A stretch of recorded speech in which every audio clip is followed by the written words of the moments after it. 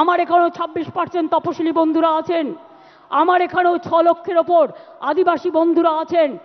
তারা হিন্দু নয়, রাজবংশী হিন্দু নয়, মতুয়ারা হিন্দু নয়। ভোটের কার্ড নিয়ে খেলবেন, আর ইলেকশন আসলেই তাদের ঘাড় ধাক্কা দিয়ে আপনারা বের করে দেবেন।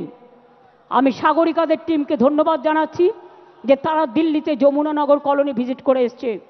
কাশ্মীরে পহেলগাঁও হওয়ার পরে ইন্ডিয়া মধ্যে থেকে সবচেয়ে প্রথম টিম তৃণমূল কংগ্রেস, যেখানে যেখানে পহেলগাঁও হয়েছিল, যেখানে মানুষ অত্যাচারিত হয়েছিল, সব জায়গায় আমাদের টিম প্রথম গিয়ে পৌঁছেছিল।